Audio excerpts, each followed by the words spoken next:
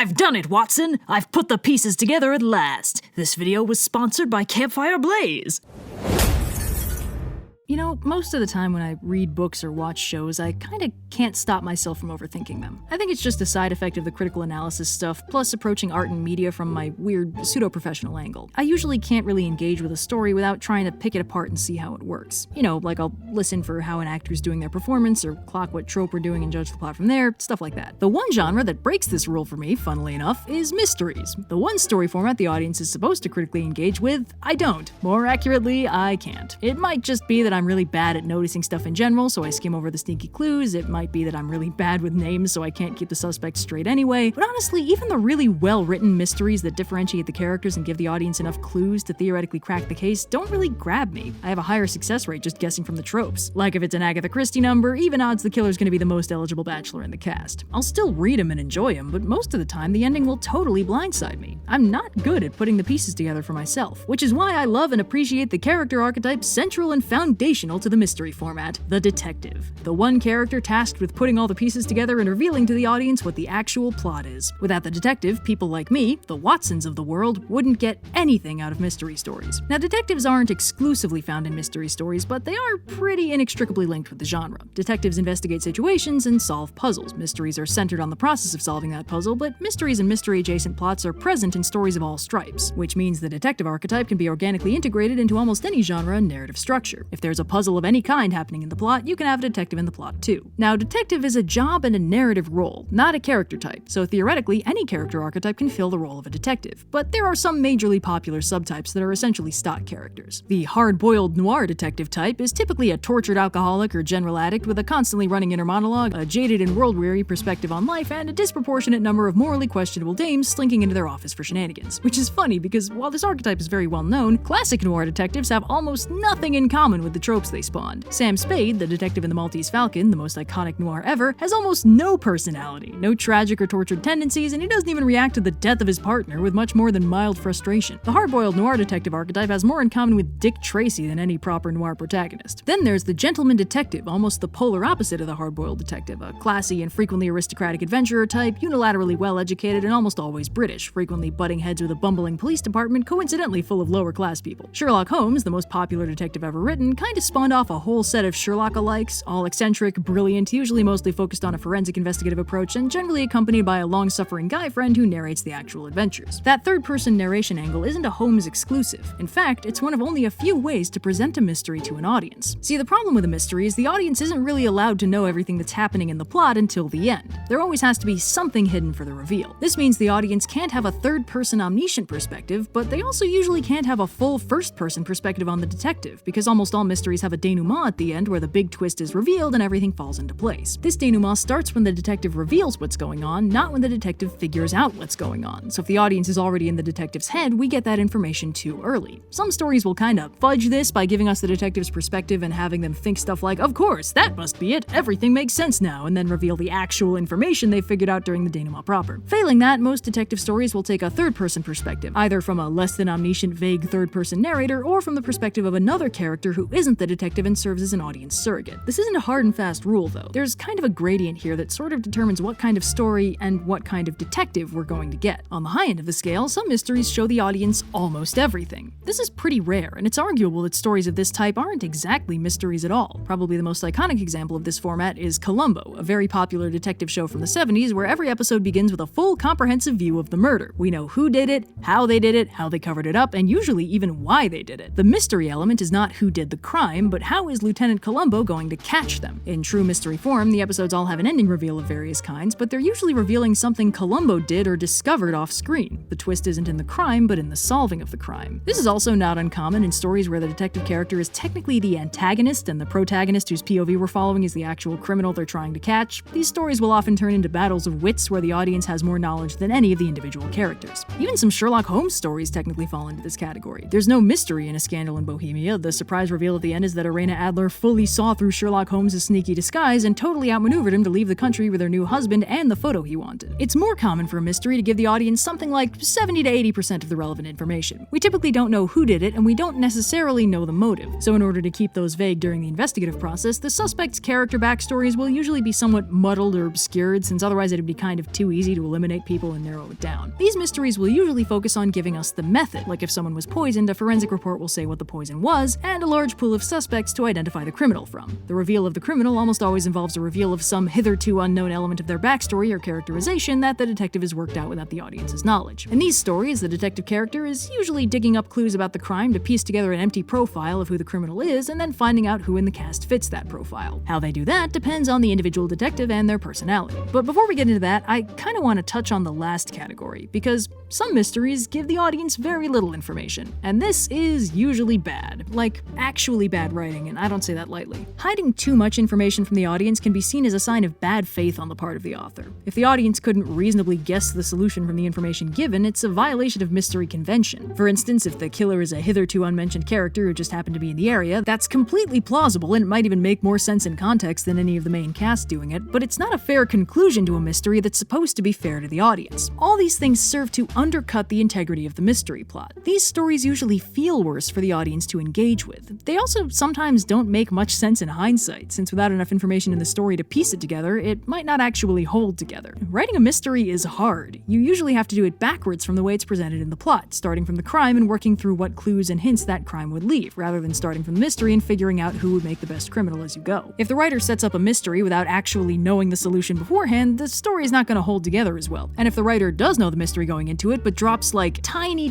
clues that don't actually combine to form the bigger picture, that kind of has the same problem, where the audience can't really engage with the mystery because they don't have enough information. This brushes up against the same problem I talked about in the plot twists video. Twists for the sake of shocking and surprising your audience are good if you, the writer, like feeling smart, but bad if you, the writer, want your audience to actually critically engage with your work. The audience needs to be able to follow along, and since the audience can't know more than the author, at the bare minimum, the author needs to know the solution before they start constructing what clues the audience gets. And ideally, they also need to give the audience enough clues that they could theoretically extrapolate the actual solution in kind of the same way the detective is theoretically supposed to. In the ideal mystery format, the audience is only missing one key piece of information by the end of the story, so when the detective does the reveal of that one key piece, it makes everything else fall into place. But frankly, it's easier to write a mystery where the crime leaves almost no clues, and the detective figures out the solution by knowing what the author needs them to know and being right because the author said they were. That way, there's no chance of the audience figuring it out before your detective does, and thus undercutting your detective's incredible super geniusness. For instance, while original Sherlock Holmes definitely had some pretty outrageous deductive leaps, extrapolating whole character backstories from ink stains and muddy boots, some of the adaptions take this a step further. Like when BBC's Sherlock adapted A Scandal in Bohemia into A Scandal in Belgravia, it added in this little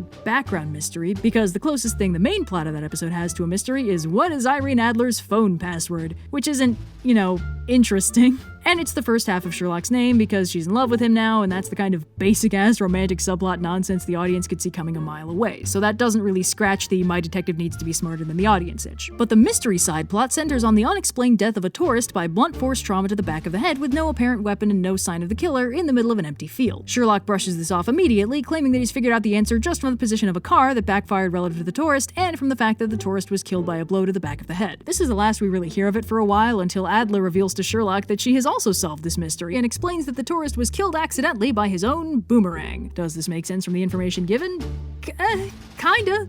Theoretically fits the lack of any killer or murder weapon, since the boomerang flew merrily away after clocking the dude, although it is a little questionable if the boomerang could have done that kind of killing impact and then flown like 100 feet away and landed in the nearby creek, but that's okay. Is that something that the audience could have been expected to guess from the position of the car relative to the hiker at the time of the backfire and a single blow to the back of the head? Absolutely the fuck not. Come on. It'd be just as valid to assume, and probably easier to believe, that he just got hit by a very small meteor. What were the odds? I don't know. This mystery isn't fun to solve or see solved because the audience doesn't even get a chance to think about it. When a mystery gives the audience too much information, there's not much of a mystery since there's nothing to figure out. But if a mystery gives the audience too little to go on, it's not going to keep them guessing, it's going to lose their engagement. It's like you need to give them enough pieces of the puzzle that they can guess what the final picture is going to look like. Not all of them, or they'd know for sure, and not just a few edge pieces or the monochrome sky background, because that's not interesting for the audience to engage with. At its worst, it actively discourages the audience from trying to solve the mystery. It's a tricky balance to strike. But at the heart of the mystery story is the detective. As the character at the center of unraveling the mystery, or more broadly, revealing the plot, the detective is, in some ways, the center of the mystery and the narrative overall. And how they navigate that mystery depends a lot on their individual character. The first place we tend to look to understand a character is their character motive. Most characters have a clear reason for doing what they do, but that's not always true for detectives. While some are motivated by a general goodness or a sense of duty or a general intellectual curiosity, some detectives have next to no personal investment in solving crimes or mysteries. It's just their job. The more jaded ones might even complain about it. Ironically, for a detective, motive is one of the least important facets of their character. Instead, there are three important aspects of the detective's character, and they mirror the narrative structure of the mystery. First, there's their investigative method. How a detective gathers clues and information depends almost entirely on their character, personality, and skill set. For instance, Sherlock Holmes takes a forensic focus, observing and gathering trace physical evidence to paint a picture of the crime. Then he often does more on-the-scene investigating, frequently in increasingly ridiculous disguises to gather information without putting people on edge. In contrast, we get detective characters like Miss Marple, who is a purposeful trope subversion. She looks like a totally different stock character, a pleasant but slightly vague, gossipy old lady who also happens to have an encyclopedic understanding of the human psyche and solves the crimes she investigates through nothing but psychological profiling and her general understanding of how people work, relying on other people to do the actual clue-gathering legwork. In a similar vein, Agatha Christie's other detective hero, Hercule Poirot, also focuses more on the psychological angle, though he does more in-person investigating and clue-gathering. Instead of broad psychological profiles, Poirot focuses more on understanding the motive behind the crime and deducing the criminal from there. Columbo is another deliberate subversion. He's a proper police detective, but he comes across as a befuddled and disorganized dude, dresses pretty sloppily, and drives a car so old he's frequently asked if he's undercover. He tends to do a first pass, spotting physical evidence the forensics guys don't always catch because they don't realize what they're looking for, but the bulk of his investigative method relies on interviewing/pestering the killer about the problems he's noticed in their story in such a good-natured and innocent way that they get so rattled they end up incidentally revealing the truth. Other detectives have other methods. The grittier, more hard-boiled ones will sometimes threaten or even torture people for information. The more gentlemanly ones usually rely on their book learning and scientific knowledge to piece things together, etc., etc. Since this clue gathering usually takes up the bulk of the mystery in one way or another, this is the side of the detective that usually reveals the most about their fundamental character. The second aspect of the detective's character is how they put it all together. This is much subtler than the clue gathering because most of the time we don't actually see how this works. It's an internal process wherein the detective figures out what exactly has been going on, and if the audience gets too clear a look at it, they're gonna find out the big reveal too early. But even if it's largely invisible, it's still a fundamental facet of the detective's character. Maybe they put things together in sudden bursts of clarity and inspiration and run off without explaining anything first. Maybe they take careful and methodical notes and connect the dots more slowly. Maybe they chase down a hunch or two before they hit on the right angle. If the audience has a more omniscient perspective and already knows what the detective has to figure out, we'll sometimes see the detective putting the pieces together mostly for the audience's benefit. Spotting a clue we've already seen, noticing a discrepancy we've already realized doesn't work, looking befuddled for a moment before silently realizing something, or, in contrast, calmly and immediately figuring out the information the criminal has tried very, very hard to hide and explaining how they came to that conclusion so we, the audience, know they weren't cheating. There's all sorts of ways to play this depending on the detective's character. And finally, the third aspect of the detective's character is how they handle the big reveal. When they finally put the pieces together and lay it all out for the audience so we get the full story for the first time, how the detective handles that says a lot about them. Some are very flamboyant and bombastic, hitting on the right answer with a big speech in a room full of awed listeners and one not-so-secret criminal in the throes of a third-act breakdown. Some are the complete opposite, entirely subdued and maybe even sad at the whole tragic picture. Some might be businesslike or methodical, with only the barest hint of an emotional response speaking through. Sometimes there's no triumph and no victory. This is more common with the hard-boiled detectives who tend to be broadly pretty jaded and depressing even on their best day, but you can also get this with the more emotionally sensitive detectives when a particularly depressing case rolls around. Like if the criminal was a victim of circumstance or a lovable innocent bystander got hurt or the situation is generally kinda fucked. Some detectives will, in rare circumstances, actually let the criminal off the hook, which can say a lot about the detective and how much they might be willing to bend the rules in rare circumstances. But that said, the greatest asset of the detective character is also their greatest narrative weakness. They're inextricable from the context of the mystery narrative. Some detectives do have rich personal lives on the side. For instance, Dorothy L. Sayers' detective character, Lord Peter Wimsey, has a rich inner life and eventually makes the slow shift from gentleman playboy detective to love interest for the author self-insert. It's really good, I promise. It's just so funny to me that that's very obviously what happened. But most detectives are kind of non-entities outside the context of the case. Sherlock Holmes is ferocious voraciously bored whenever he's not on a case and frequently self-medicates with technically legal drugs, and that's almost become narrative tradition with the grittier detectives, who will often be addicts struggling with current or former dependencies with very depressing non-lives outside of work. Sherlock Holmes and his various Holmes-alikes also usually have next to no social life or friends, and they're often framed as being consumed by their work and the thrill of the case. That's not to say it's impossible to write a detective character with more to their life than just the mystery, but it's really not necessary most of the time, so a lot of writers avoid it, since the only part of the detective's character that come up during the mystery-solving process are the parts that tie into their role as detective, not the rest of their life. Circling back to Columbo again, we know that he's got a life, and a pretty good one by all estimates. From his various charming quirks and anecdotes, we know that he's got a dog he never names, a loving wife, and a massive nebulous extended family he's on good terms with. But for instance, we never learn his first name, and it's a running gag that his wife never appears on screen. He has a life outside of work that we catch blurry glimpses of, but it never matters to the story, so glimpses are all we get. You know, it's funny, when I originally sat down to write this script, I was trying to focus entirely on detectives and not go off on mysteries too much, but it wasn't until I was halfway through that I realized you really can't separate them. The detective is fundamental to the mystery, and the mystery is fundamental to the detective. Even if the audience perspective changes, that mutual structure stays constant. The nature of the detective is to engage with the mystery. They can have basically any character outside of that, but how they engage with the mystery is really what defines them as a detective. So, yeah. And thanks again to Campfire Blaze for sponsoring this video. As you may know, Campfire Blaze is a browser-based tool suite designed to help writers write and world build their stories. It's got all the classics, like real-time collaboration with other writers, a manuscript module that lets you write in browser and saves your work in the cloud, and an auto-tagging feature so you can easily reference your own world-building details without digging through your notes. Campfire Blaze also has tools for maps, locations, cultures, species, magic systems, and more for an overall well-rounded world-building experience. But beyond those old favorites, Campfire's got big news. They're going to be releasing the official Campfire desktop and mobile app for iOS and Android. The desktop app's coming this fall, and the mobile app is coming sometime this winter. The desktop app will be available on both Windows and Mac and will let users access Campfire's tool suite offline. You just gotta pop online once a month to make sure the subscription is still active. And the Campfire mobile app is going to be completely free. Users can use all the features they want as much as they want on mobile for no cost. So if you feel like writing a novel on your phone, now you can. So look forward to those dropping later this year. In the meantime, you can check out Campfire Blaze's free version, or if you want more, you can build your own tool suite and only pay for the modules you need, which run as low as 50 cents each. You can also unlock everything for just a few dollars a month with a 30-day return policy if you change your mind. Check out the link in the description and make sure to use the promo code OSP21 for 20% off a lifetime purchase of Campfire Blaze.